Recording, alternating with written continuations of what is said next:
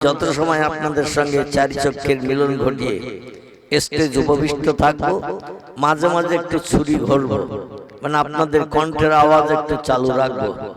আর এই কণ্ঠের আওয়াজ চালু আপনারা যদি রাখেন, পয়গম্বর মুহাম্মদ রাসূলুল্লাহর একটা সুন্নত আদায় হবে।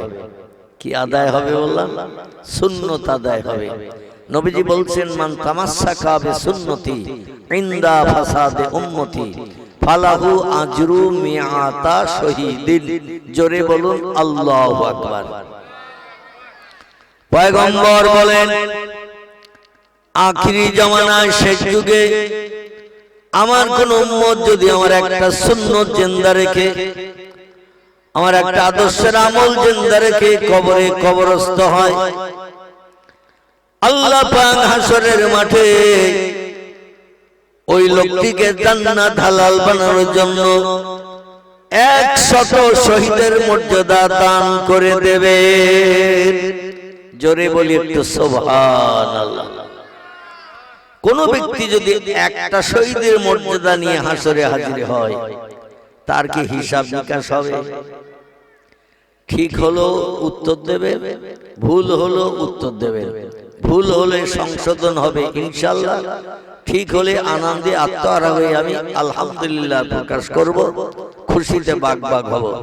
তবে ইতিকাফে নিয়ত করে এই মজলিসে বসে থাকলে হবে না, কারণ রাত 11:30টার উপরে হয়ে গেছে। অধিকাংশ মানুষের এখন ঘুম ঢুলঢুলু ভাব তৈরি হয়ে গেছে। ঠিক বললাম না ভুল বললাম? ক্লান্ত মানুষ, পরিশ্রান্ত মানুষ সারাদিন কাজ করবে, ব্যস্ত থাকে, যার কারণে রাত গভীর হলে আস্তে আস্তে ঘুম ঢুলঢুলু ভাব এসে যায়। আর ওই সময় বক্তা যদি বলে নেতাজি, অনেক ঘুম ঢুলঢুলু ভাবওয়ালা শুনবে পেয়াজি। বক্তা যদি বলে জ্যোতি বোস, অনেকে শুনবে তক্ত ঘোষ। কাল সকালবেলা চায়ের দোকানে বসে হুজুরের বিরুদ্ধে সমালোচনা হবে। এই জন্য আপনাদের ঘুমের রেশ যাতে কেটে যায়, ঘুমের ভাবটা না ধরে, এই জন্য আপনাদের কণ্ঠ থেকে মাঝে মাঝে একটু আমি আওয়াজ তুলতে বলবো। সকলে একটু আলহামদুলিল্লাহ সুবহানাল্লাহ একটু মাঝে মাঝে বলতে বলবো। বলতে রাজি আছেন তো সকলে? আচ্ছা, এটা বললে আমাদের লাভ হবে না লস হবে? আলহামদুলিল্লাহ, আলহামদুলিল্লাহ লাভ হবে। কেমন লাভ হবে? পয়গম্বর বলছেন, হাসরের মাঠে শহীদান ব্যক্তি হিসেবে যারা কবর থেকে উত্থাপিত হবে, এদের কোনো হিসাব নিকাশ কিছুই নেওয়া হবে না। শুধু কবর থেকে হাসরে যাওয়া, আর হাসরের ময়দানে যাওয়ার পরে আল্লাহ বিচার শুরু করার আগে শহীদানদের জান্নাত হালাল বানিয়ে দেবেন। জোরে বলি একটু সুবহানাল্লাহ। হাসরের মাঠটা একটা ছোট দিন হবে। কি দিন বললাম? ছোট দিন। কিরকম ছোট? একটু তথ্য দেই। পয়গম্বর বলছেন, 50 আলফা সানা মিম্মা তাউদ্দুর। পৃথিবীতে যেভাবে তোমরা দিন গণো, যত ঘন্টায় দিন গণো, একটা দিন আমরা গুনি কত ঘন্টায়?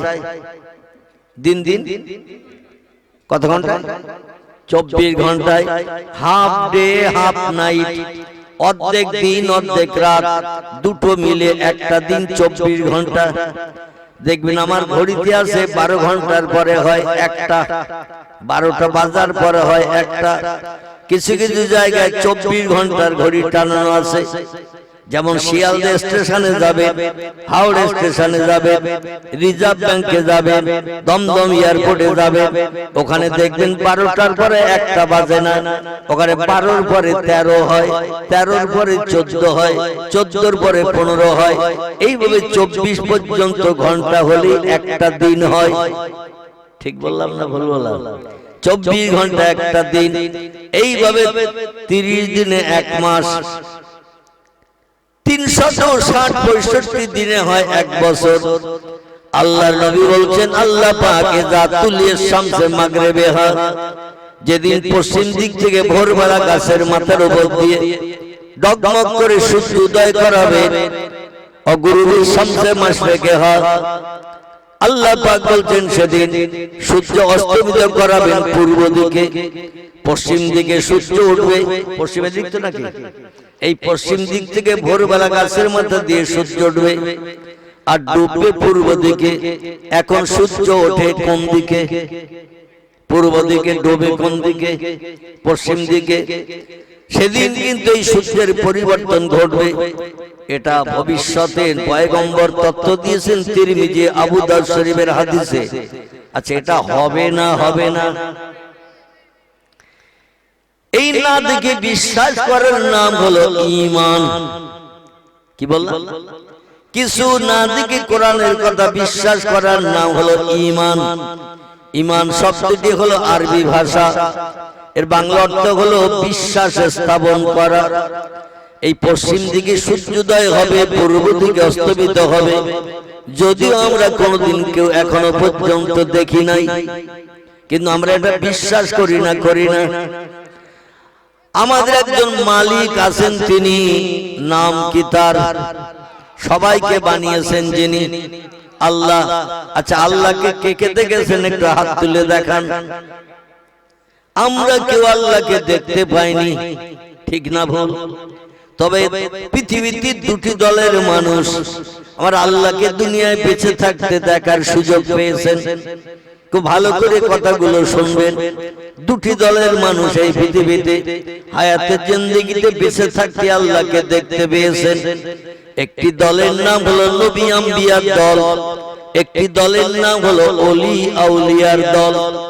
এই দুটি দলের মানুষ ছাড়া চাষি, তাঁতি, কামার, কুমোর, সুতোর, ধোপা, নাপিত, ডাক্তার, কবিরাজ, হাকিম, জজ, উকিল, ব্যারিস্টার, বিজ্ঞান, দর্শন, ইঞ্জিনিয়ার, ভূতত্ত্ববিদ, ঐতিহাসিক, সাহিত্যিক, ভৌগোলিক, যত দলের মানুষ পৃথিবীতে আছে এরা কেউ আল্লাহকে দেখতে পাননি।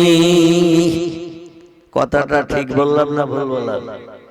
আমার ভাইরা, আরেকটা বার বলি, বিজ্ঞান, দর্শন, ইঞ্জিনিয়ার, ডাক্তার, মাস্টার, হাকিম, জজ, উকিল, ব্যারিস্টার, চাষি, তাঁতি, কামার, কুমোর, সুতোর, ধোপা, নাপিত, এভাবে যত দলের মানুষ এই পৃথিবীতে হায়াতে বেঁচে আছে, আলেম, হাফেজ, কারি, মুফতি, মসজিদের ইমাম, মুয়াজ্জিন, মুক্তাদি, এরা কেউ আল্লাহকে পৃথিবীতে চোখে দেখতে পায়নি। দুটি দলের মানুষ দুনিয়ায় বেঁচে থাকতে আল্লাহকে দেখার সুযোগ পেয়েছেন। একটি দলের নাম হলো নবী আম্বিয়ার দল, একটি দলের নাম হলো ওলি আউলিয়ার দল। একজনকে বলা হয় নবী, বহুজনকে বলা হয় আম্বিয়া। পৃথিবীতে নবী একজন এসেছেন না, অনেকগুলো এসেছেন? একজন। আর কেউ তথ্য দেবে? এই পৃথিবীতে অতীত কাল থেকে নিয়ে পয়গম্বর মুহাম্মদ রাসূলুল্লাহ পর্যন্ত নবী একজন এসেছেন না বহুজন এসেছেন? কজন? আমি কোরআনের ভিতর থেকে ৭ জন নবীর নাম বলি, একজন কি ৭ জন একটু গোনেন। কারোবার নাম আদম, কারোবার নাম শীশ, কারোবার নাম ইদ্রিস, কারোবার নাম নূহ, কারোবার নাম ইব্রাহিম, কারোবার নাম ইসমাইল, কারোবার নাম ইসহাক, কারোবার নাম ইয়াকুব, কারোবার নাম ইউসুফ, কারোবার নাম দাউদ, কারোবার নাম সুলাইমান, কারোবার নাম মূসা, কারোবার নাম হারুন, কারোবার নাম হুদ, কারোবার নাম লূত, কারোবার নাম সালেহ, কারোবার নাম জাকারিয়া, কারোবার নাম ইহইয়া, কারোবার নাম আইয়ুব, কারোবার নাম ইউনুস, কারোবার নাম শোয়েব, কারোবার নাম ইলিয়াস, কারোবার নাম উযায়ের, কারোবার নাম ঈসা, কারোবার নাম মুহাম্মাদুর রাসূলুল্লাহ। একটু চিল্লায়ে বলুন সুবহানাল্লাহ। আর একটু জোরে বলো বাচ্চারা সুবহানাল্লাহ। তাফসীরে রুহুল বায়ান, তাফসীরে মাওযিহুল কোরআন, তাফসীরে বায়ানুল কোরআন, তাফসীরে বাইজাবি, তাফসীরে কাশফ, তাফসীরে বিজলালুল কোরআন, তাফসীরে মারিফুল কোরআন, তাফসীরে ইবনে কাসির, বিখ্যাত কোরআনের তাফসীরের ভিতরে লেখকেরা লিপিবদ্ধ করেছেন একমত হয়ে পৃথিবীতে মানুষকে মানুষ বানানোর জন্য, মানুষকে সুপথ দেখানোর জন্য কোনটা ন্যায় কোনটা অন্যায়, কোনটা সত্য কোনটা মিথ্যা, কোনটা হক কোনটা না হক, কোনটা ভালো কোনটা খারাপ, এটা মানুষকে শিক্ষা দেওয়ার জন্য আল্লাহ পাক আদম সফিউল্লাহ থেকে নিয়ে মুহাম্মদ রাসূলুল্লাহ পর্যন্ত পয়গম্বর যুগে যুগে কালের করাল গতিতে পাঠিয়ে দিয়েছিলেন লক্ষাধিকের উপরে। কতজন বললাম? লক্ষাধিকের উপরে। আবার কোনবার তাফসীর কারক লিখেছেন 1,24,000, মতান্তরে 2,24,000 পয়গম্বর আগমন ঘটেছে এই পৃথিবীতে মানুষকে সুপথ দেখানোর জন্য। ইহদিনাস সিরাতাল মুস্তাকিম, সোজা রাস্তা এইটা, বেকার রাস্তা এইটা, জান্নাতে যাওয়ার রাস্তা এইটা, জাহান্নামে যাওয়ার রাস্তা এইটা। এটা পয়গম্বররা নিদর্শন দিয়ে পৃথিবীর মানুষকে দেখিয়েছেন। বহুজনকে বলা হয় আম্বিয়া, এমন করে একজনকে বলা হয় নবী, বহুজনকে বলা হয় আম্বিয়া, একজনকে বলা হয় ওলি, বহুজনকে বলা হয় আউলিয়া। এই পৃথিবীতে ওলি একজন এসেছেন না বহুজন? নবী নবী একজন।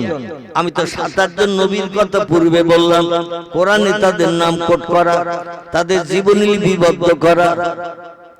তাই নবী একজন না বেশি জন? তাফসীরের ভিতরে, কোরআনের তাফসীরের ভিতরে লেখা হয়েছে অগণিত পয়গম্বরের আগমন পৃথিবীতে হয়েছে। মুহাম্মদ রাসূলুল্লাহ পর্যন্ত নবী একজন নয়, একজন নয়, হাজারো হাজার লক্ষাধিকের উপরে পয়গম্বরের আগমন হয়েছে। ওলি একজন নয়, ওলি হলেন পৃথিবীতে বহুজন। কিয়ামত পর্যন্ত আরো যত ওলি পৃথিবীতে এখনো আসে নাই, তারা আগামী ভবিষ্যৎ প্রজন্মে এই পৃথিবীতে জন্মগ্রহণ করবে। মায়ের উদর থেকে ওলির আগমন ঘটবে কিয়ামত পর্যন্ত। জোরে বলুন একটু আমিন। নবীদের ভিতরে 2 জন নবী দুনিয়া হাতে বেঁচে থাকতে সরাসরি আমার মাহবুবকে দেখার সুযোগ পেয়েছিলেন। বুঝতে অসুবিধা হচ্ছে না তো? এই পৃথিবীতে 2 জন পয়গম্বর হায়াতে বেঁচে থাকতে আমার মাহবুবকে দেখার সুযোগ পেয়েছিলেন। একজন পয়গম্বরের নাম হলো মূসা কালিমুল্লাহ। কি নাম বললাম? মূসা কালিমুল্লাহ। তার বাবার নাম ছিল ইমরান। মূসা ইবনে ইমরান তার নাম ছিল। কোরআনে তার লম্বা জীবনী কোট করা হয়েছে। সবথেকে বেশি লম্বা জীবনী কোরআনের ভিতরে যার এসেছে, এনার নাম হলো হযরত ইউসুফ আলাইহিস সালাম। ইউসুফ নবীর মতো অত লম্বা জীবনী আল্লাহ কোরআনে আর কারো কোট করেন নাই। 2 নম্বরে 2টি পয়গম্বরের জীবনী আল্লাহ পাক ইউসুফের থেকে একটু কম বর্ণনা করেছেন। একজনের নাম মূসা কালিমুল্লাহ, একজনের নাম ইব্রাহিম খলিলুল্লাহ। এই 2 জনের জীবনী কোরআনের ভিতরে ইউসুফ নবীর পরে বর্ণনা করা হয়েছে। এছাড়া আরো 25 জন নবীর নাম আমি আপনাদের কাছে বললাম। এই 25 জনের ভিতরে অধিকাংশ ব্যক্তিদের জীবনী কম বেশি কোরআনে ভরা হয়েছে।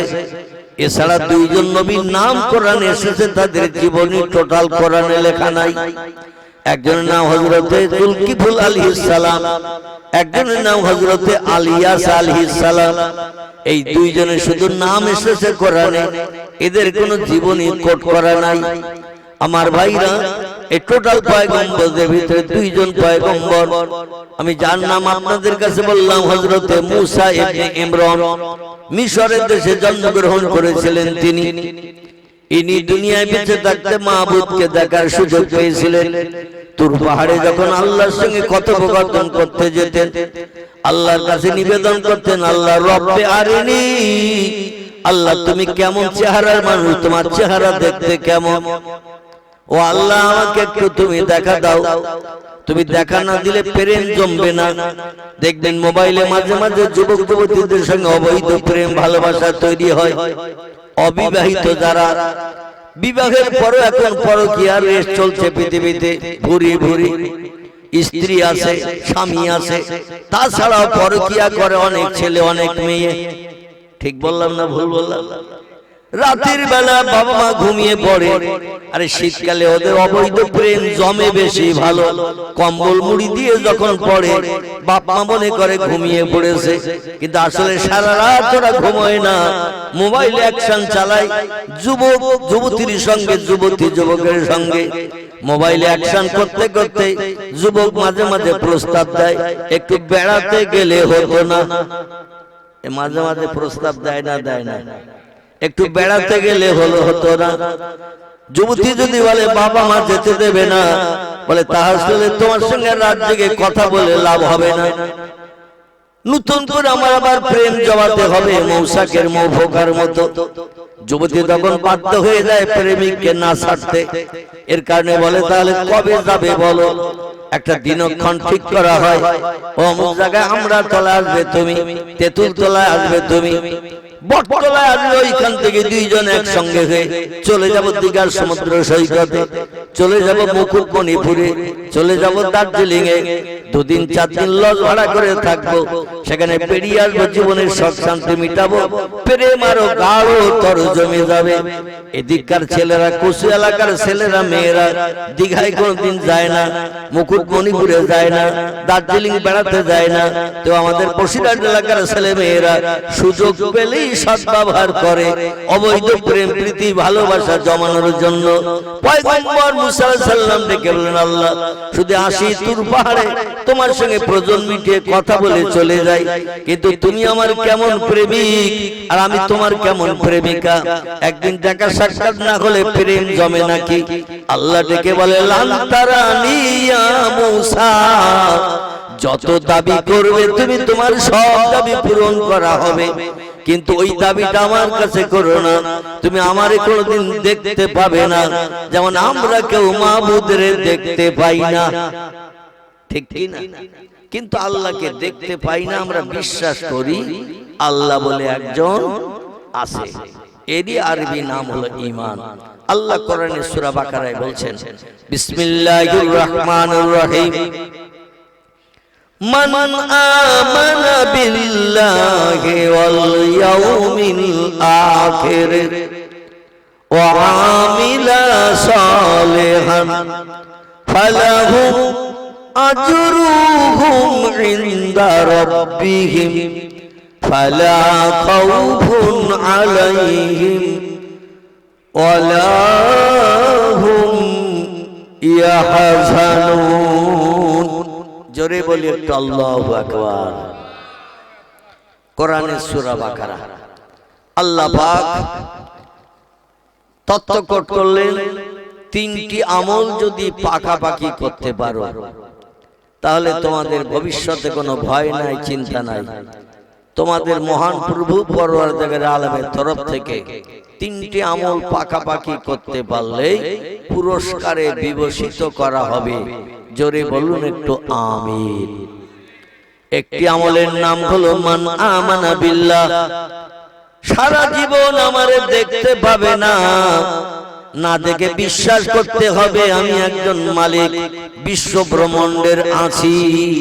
খলাকাস সামাওয়াতি ওয়াল আরদ, কোরআনের ভিতরে আল্লাহ বহু জায়গায় তত্ত্বটি কোট করেছেন, আমি তোমাদের সেই মালিক যে মালিক আমি আকার বানিয়েছি বিনা স্তম্ভে, বিনা পিলিয়ারে, বিনা খুঁটিতে।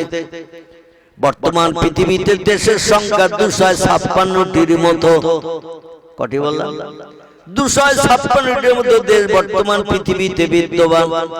Japan, German, England, Holland, Poland, Italy, Brazil, Thailand, Singapore, Burma, রেমন, Hindustan, Pakistan, Bangladesh, Afghanistan, Iraq, Iran, Kuwait, Jordan, Arab, পারস্য, তুরস্ক, Libya, Nigeria, Indonesia, Malaysia, Sri Lanka, Burma, Tajikistan, Kazakhstan, Balochistan, Azerbaijan, Armenia, Saudi Arab, আর শাহী, শাম, সিরিয়া, মরক্কো, ইয়ামান, বুলগেরিয়া, মিশর, জর্ডান, আছে না দেশ? এইভাবে দেশের সংখ্যা হলো 256টির মতো। এই টোটাল পৃথিবীর দেশের উপরে নয়, আল্লাহ আবার বড় বড় ঝোপঝাড় জঙ্গল বানিয়েছেন পৃথিবীতে। আমাজন জঙ্গল, হাজার হাজার একর বিঘে জমি আল্লাহ পাক বানিয়ে রেখেছেন আমাজন জঙ্গলের ভিতরে। পৃথিবীতে যত দেশে ঝোপঝাড় জঙ্গল আছে সব জঙ্গলের গাছ এই জঙ্গলের ভিতরে আছে। দেশটির নাম হলো আফ্রিকা। কি নাম বললাম? আফ্রিকা মহাদেশ। এখানে আছে বিশাল বড় জঙ্গল এবং সব দেশের জঙ্গলে যত জীবজন্তু আছে সব ওই জঙ্গলে বসবাস করে। এছাড়া পৃথিবীতে আছে বড় বড় সাগর, ভারত মহাসাগর, বঙ্গোপসাগর, আটলান্টিক মহাসাগর, প্রশান্ত মহাসাগর, ভূমধ্য সাগর, আরব সাগর, আছে না নাই? তাম পৃথিবীর সাগর, দ্বীপ থেকে শুরু করে, দেশ থেকে শুরু করে ঝোপঝাড় জঙ্গল, আবার বড় বড় পাহাড় আছে না নাই? মদিনা শরীফে বিশ্বনবী রওজা মুবারক থেকে 3 কিলোমিটার দূরে 2 মাইল দূরে একটি পাহাড় এখনো দাঁড়িয়ে আছে, যে পাহাড়টির নাম হলো ওহদ। ওহদ কি নাম বললাম? ওহদ পাহাড় 24 কিলোমিটার লম্বা। কত কিলোমিটার? 24 কিলোমিটার লম্বা। আল্লাহ একটি পাহাড় দাঁড় করিয়ে রেখেছেন, পাহাড়টির নাম হলো ওহদ পাহাড়। ইসলামের দ্বিতীয় যুদ্ধ হয়েছিল যে পাহাড়ে। এই পাহাড় পর্বত ঝোপঝাড় জঙ্গল, পৃথিবীতে যত দ্বীপ, এই দ্বীপগুলো এখন মানুষ বসবাস করছে দেশ হিসাবে। এছাড়া সাগর সলিল যা কিছু আছে সব মিলিয়ে তামাম পৃথিবী। এই তামাম পৃথিবীর উপরে যেখান থেকে হোক উপরের দিকে নজর করলে কি দেখতে পাওয়া যায়? উপরে আকাশ। এই আকাশ আমার আল্লাহ পাক মানুষের মাথার উপরে রেখে দিয়েছে। কোন দেশের উপরে আকাশ নাই, এরকমটা আছে? এবার আপনাদেরকে যে জিজ্ঞাসাবাদ করি, এই 256টা দেশ বর্তমানে পৃথিবীর বিদ্যমান দ্বীপ হিসাবে বিবেচিত। এছাড়া সাগর আছে হাজার হাজার হাজার হাজার মাইল লম্বা। এপারে দাঁড়ালে ওপারের গাছপালা কিছুই কি দেখতে পাওয়া যায়? শুধু পানি আর পানি, পানি আর পানি। আমার ভাইরা, এখন এই সাগর থেকে শুরু করে ঝোপঝাড় জঙ্গল থেকে শুরু করে পাহাড় থেকে শুরু করে এমন একটা দেশের নাম করুন, ওই দেশে আকাশটা খুঁটি দিয়ে ঠেকে দিয়ে রাখা আছে। পয়গম্বর মুহাম্মদ রাসূলুল্লাহ বলছেন, আমার জীবনের 53 বছর বয়সে রজব মাসের 26 তারিখের দিনগত রাত আমি মাবুদের খাস কোয়ার্টার আরজ করছি। আল্লাহ যেখানে অতীতকালে ছিলেন, বর্তমানে আছেন, ভবিষ্যতেও থাকবেন, আমি মুহাম্মদ সেখানে পরিভ্রমণ করার সুযোগ পেয়েছিলাম। আমার জীবনে 53 বছর বয়সে রজব মাসের 26 তারিখের দিনগত রাত আমি তখন বসবাস করছি মক্কা নগরীতে। কোথায়? মক্কা নগরীতে তখন বসবাস করছি। এই সময় রজব মাসের 26 তারিখের দিনগত রাত প্রহরের পর আল্লাহ পাক জিবরিল আমিনকে দিয়ে পাঠিয়ে দিলেন আমাকে তার খাস কোয়ার্টার আরজ করছি দেখানোর জন্য। এবং আমার জীবনের 13 বছরের ঘাত প্রতিঘাত দূর করার জন্য, মারধর যা খেয়েছে, কলেমার দাওয়াত দিতে যে অত্যাচার উৎপীড়ন নির্যাতন যা সহ্য করেছি, পাথর খেয়ে খেয়ে সারাটা দেহ রক্ত প্লুত করেছে, দগদগে ঘা হয়ে গেছে সারা দেহে। আমি মুহাম্মদ রাসূলুল্লাহ শুধু ডেকে বলতাম, আল্লাহ ওরা আমারে যত মারে মারুক, যত গালি দেয় দিক, যত অত্যাচার উৎপীড়ন করে করুক, যত পাথর মেরে আমারে দগদগে ঘাওয়ালা বানিয়ে দিক, আপনার কলেমার দাওয়াত দিতে যে আমি যেন অধৈর্য প্রকাশ না করি। আমরা কোন বিপদে মুসিবতে পড়লে মাঝে মধ্যে ধৈর্য হারা হই না, ধৈর্য হারা হয়ে যায়। কিন্তু নবী বলছেন, আল্লাহ আপনার কলেমার দাওয়াত দিতে যে যেন আমি অধৈর্য প্রকাশ না করি, আমাকে সবর করার ধৈর্য ধরার তৌফিক দান করবেন। আল্লাহ কোরআনে বললেন, ফাসাবুন জামিলুন আল্লাহুল মুস্তাআনু আলা মা তাসিফুন। বিপদে মুসিবতে পড়ে যে বান্দা বান্দীরা ধৈর্য ধারণ করে, আমি আল্লাহ তাদের সঙ্গে থাকি, তাদের উত্তম পুরস্কারে বিভূষিত করি। জোরে বলুন আমিন। নবীজি 13 বছর কলেমার দাওয়াত দিতে মক্কা নগরীতে অত্যাচার উৎপীড়ন নির্যাতন যখন পেতে শুরু করলেন, আবু জেহেল, আবু লাহাব, উমাইয়া বিন খালদ, সুফিয়ান ইবনে খালিদ হারবি, উতবা, উতাইবিয়া, শুআইবিয়া, ইকরামা, আবু সুফিয়ান, নাজ্জার, বড় বড় লিডার, ইসলামের বিরুদ্ধে উচ্চারণ করা লিডার, এরা বিশ্বনবী মুহাম্মদ রাসূলুল্লাহর উপরে শুধু কলেমার দাওয়াত দেওয়ার কারণে অত্যাচার করত। নবীর জন্মগ্রহণ থেকে নিয়ে 63 বছর বয়স পর্যন্ত জীবনে একটা মিথ্যা কথা বলেনি, কোনদিন কাউকে কটু কথায় গালি দেয়নি, জীবনে কোনদিন মুখ খারাপ করেনি, কারো গালে একদিন একটা চড়ও মারেনি, আল্লাহর পয়গম্বর কারো মাল আত্মসাৎ করেনি, গরিবের হক ফাঁকি দিয়ে খায়নি, কোন বিধবার দরজার করা রাসূলুল্লাহ রাতের গভীরে আমাদের ছেলেদের মতো নাড়া দিয়ে জীবন যৌবনের ক্ষুধা নিবৃত্তি করতে যায়নি, কোন ব্যক্তির প্রাণ নাশ করে তার বিবি বাচ্চারে বিধবা এতিম বানাননি। বিশ্ব নবী সম্পর্কে আল্লাহ বলছেন, বিসমিল্লাহির রহমানির রহিম, ওয়া ইন্নাকা লাআলা খুলুকিন আযীম। যত সৃষ্টি আমি বানিয়েছি পৃথিবীর সৌন্দর্য শ্রীবৃদ্ধির জন্য সমস্ত সৃষ্টির ভিতরে সেরা করে মর্যাদাবান করে একেবারে দুধে ধোয়া মানুষ করে বানিয়েছে একজন ব্যক্তিকে, নাম হলো তার মুহাম্মাদুর রাসূলুল্লাহ। আপনার মতো মর্যাদা, আপনার মতো সম্মান পৃথিবীতে আর কেউ কোনোদিন পেতে পারেনি এবং ভবিষ্যতেও পারবে না। আপনি হলে আমার বানানো বিরল প্রকৃতির মানুষ। এই নবীর কোনো অপরাধ নাই, কারো গালে রাগ করে চড় মারেনি, কাউকে কটু কথা গালে দেয়নি, জীবনে কোনোদিন মিথ্যা কথা বলেনি, কারো মাল না বলে হাত দিয়ে নিয়েছেন এমনটা হয়নি। শুধু তার দোষ হলো, অপরাধ হলো, উনি বলতেন কুলু ইয়া আম্মি ইয়া জাদ্দি আখি লা ইলাহা ইল্লাল্লাহ। এ মক্কার দাদারা, ও মক্কার চাচারা, ও মক্কার পাড়া প্রতিবেশী ভাইরা, আপনারা একটু সকলের সমস্যার আমার সঙ্গে বলুন, নেই কোনো প্রভু, লা ইলাহা, নেই কোনো প্রভু ইল্লাল্লাহ, আল্লাহ ছাড়া। এটা একটু আপনারা বলুন।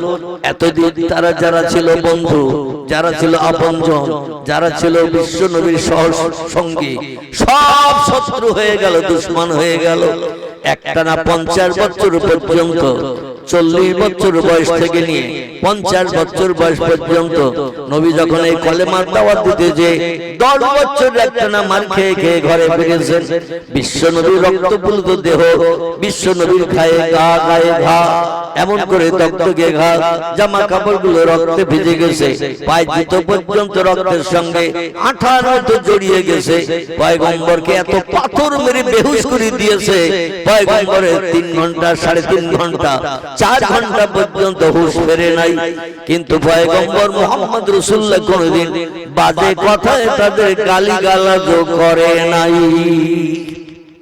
আর আমাদের মেয়েদের যদি একটু কথা কাটাকাটি হয় তো 14 পুরুষ উদ্ধার করে গালি দেয় না।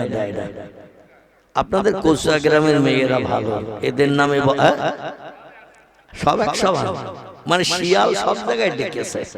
আমি মনে করছিলাম কোসা গ্রামের মেয়েরা ভালো, এরা কথা কাটাকাটি হলে অন্তত অমুকের বাচ্চা, অমুকের মেয়ে, তমুকের মেয়ে এরকম বলে টলে না। আমাদের বসিরহাটের দিকে একটু কথা কাটাকাটি হলেই হয়, রাগ যখন চরমে বেরিয়ে যায়, ধৈর্য হারা হয়ে মাঝে মধ্যে রোজা রাখা মতো ওই রকম গালের ভিতরে পানি নিয়ে টেকআপ করার মতো চুপ করে থাকে। আমার ভাইরা, পয়গম্বর কোনদিন কাউকে কটু কথায় গালিগালাজ করেননি, অপরাধ কিছুই করেননি, শুধু বলেছিলেন লা ইলাহা ইল্লাল্লাহ, কুলু ইয়া কিয়া জাদ্দি ইয়া আম্মি। ও পাড়ার দাদারা, চাচারা, ভাইরা, একটু আপনারা আমার আল্লাহকে স্রষ্টা বলে মান্যতা দেন। ওই সময় মক্কার মানুষেরা ছিল 360টি খোদার ইবাদতকারী, 360টি খোদার উপাসনা করি। 5টি খোদা ছিল ওদের কাছে বড়, কারবার নাম ছিল লাত, কারবার নাম ছিল উজ্জা, কারবার নাম ছিল হবল, কারবার নাম ছিল মন্নাত, কারবার নাম ছিল দেবল। এই 5টি খোদা ছিল আকারে দৈর্ঘ্যে বড়, আর 355টি খোদা ছিল একটু আকারে দৈর্ঘ্যে প্রস্থে ছোট। ওরা তাই বড়দের কাছে যেত দুঃখ দুর্দশা জানাতে, প্রভু হিসাবে মান্যতা দিতে, আর ছোটদের ধারে ধারে তো যাওয়ার কোনো প্রয়োজন হতো না। কারণ যে সমস্যায় পড়েছি, মুসিবতে পড়েছি, ছোট খোদার পক্ষে সম্ভব না আমার সমস্যা সমাধান করা। নবী বললেন স্রষ্টা হলেন একজন, তিনি হলেন লা ইলাহা ইল্লাল্লাহ, তার পবিত্র নাম হলো আল্লাহ। জোরে বলুন সুবহান। তো এই আল্লাহ সহ্য করতে না পারার কারণে রাসূলকে মারত ওরা। এমনকি 3.5 থেকে 4 বছর পর্যন্ত শিয়াবে আবু তালেব নিয়ে মক্কার পাহাড়ের পাশে একটি জেলখানা বাইরে রেখেছিল, বানিয়ে রেখেছিল। পাথরের উপরে পাথর দিয়ে আমরা যেমন ইটের দেওয়াল দিয়ে প্লাস্টার করি, প্লাস্টার করে জেলখানাগুলো নিট অ্যান্ড ক্লিন প্লেন করে রাখা হয়, মানুষ যাতে জেলখানার পাঁচিল টপকে বাইরে বেরোতে না পারে। সেই যুগে পাথরের উপরে পাথর দিয়ে ঘিরে একটা জেলখানা বানিয়ে রেখেছিল। পয়গম্বরের কথা শুনতে পাবে না বা পারবে না, এই জন্য জেলখানার ভিতরে 3.5 থেকে 4 বছর কাল আবদ্ধ করে রেখেছিলেন। খাবার দাবার কিছুই পরিবেশন করতেন না। তো বাংলা একটা প্রবাদ আছে, যার কেউ নাই তার কে আছে। একটু জোরে বলে, যার কেউ নাই তার আছে আল্লাহ। আমার ভাইরা, আল্লাহ পয়গম্বর মুহাম্মদ রাসূলুল্লাহকে হেফাজত করে রেখেছিলেন। 10 বছর কাল পয়গম্বরকে অত্যাচার, উৎপীড়ন, নির্যাতন করলো, মারধর করলো, প্রহার করলো। পচা উটের ভুঁড়ি পয়গম্বর কাবা ঘরকে সামনে রেখে যখন আল্লাহর কুদরতি পায় সেজদা করতেন, ওই সময় সেজদারত অবস্থায় উটের পচা ভুঁড়ি 5-7 জন ধরে নিয়ে, উঁচু করে ধরে নিয়ে কাবার চাতলে পয়গম্বরের মাথার উপরে চাপিয়ে দিয়ে চেপে ধরে রাখতো। আপনি যদি একটা ভালো মনের মানুষ হন তাহলে ভিডিওতে একটি লাইক এন্ড চ্যানেলটিকে সাবস্ক্রাইব করুন। আর হ্যাঁ বন্ধুরা, আমি এটা বলি যে সাবস্ক্রাইব করতে কোনো টাকা লাগে না, তাই কিপটামো না করে একটা লাইক এবং একটা সাবস্ক্রাইব করে দাও।